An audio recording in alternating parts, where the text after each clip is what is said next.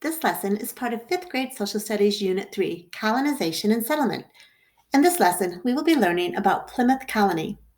Our learning target is to describe significant developments in the New England colonies. We will be able to identify the main push factor that led to the development of early New England colonies, identify why the Mayflower Compact was so important, and describe the relationship between the Pilgrims and the Native Americans in the region. This map shows the 13 colonies. The southern colonies are shown in green. The New England colonies are shown in gold. We have learned about the growth and development of the southern colonies. Many people of the southern colonies went there for economic reasons and were successful selling cash crops like tobacco. The people who settled in the New England colonies, such as the Pilgrims, came to North America mainly for religious, not economic reasons. In the early 1600s, people in England had to belong to the Church of England, which was headed by the King of England. If they refused to join that church, they were persecuted, which meant they were often mistreated or put in jail.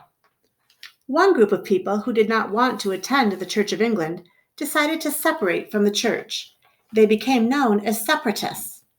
They decided to go to North America, where they hoped to live among the English colonists and still be able to follow their own religion.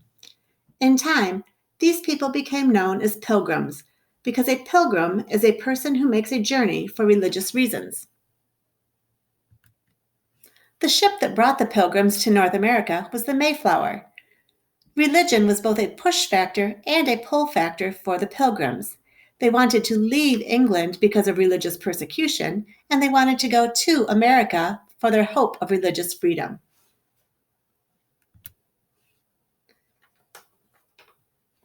The Pilgrims had hoped to land near Jamestown. However, the Mayflower landed in a different area north of Jamestown.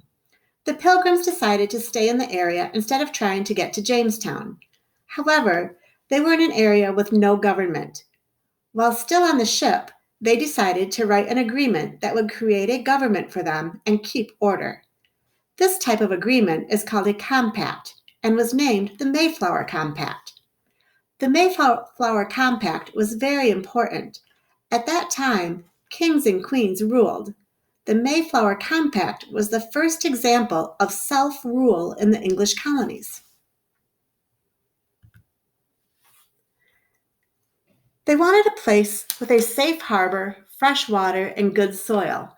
On December 26, 1620, the Pilgrims went ashore. This was officially the beginning of Plymouth Colony. This area had been home to Native Americans of the Wampanoag Nation for a long time. Because it was December, it was cold and too late to plant crops. There were many deaths that first winter. Tusquantum, otherwise known as Squanto, decided to help the people. The Pilgrims and the Wampanoags lived in peace during this time. Plymouth Colony continued to grow and prosper through fishing, farming, and fur trading. The farms remained small because of the colder climate and rocky soil. Plymouth Colony remained a separate colony until it became part of the Massachusetts Bay Colony in 1691. Let's check our progress on our learning target by comparing Plymouth Colony of New England to Jamestown Colony in the South. Some of the chart has been filled in. We can see that Jamestown Colony was founded in what is now Virginia along the James River.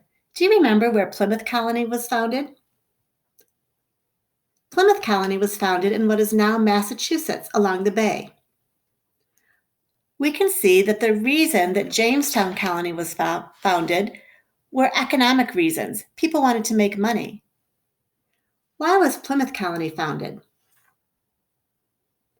People were looking for religious freedom. Jamestown Colony was governed by the House of Burgesses. Do you remember how Plymouth Colony was governed? Plymouth Colony was governed with self-rule under the Mayflower Compact. In Jamestown, the interactions with the Native Americans were often in conflict. Do you remember how the interactions with the people of Plymouth were with the Native Americans? The Pilgrims and the Native Americans were peaceful for the first few years. You are now ready to take the quiz on this lesson. Click Next to begin.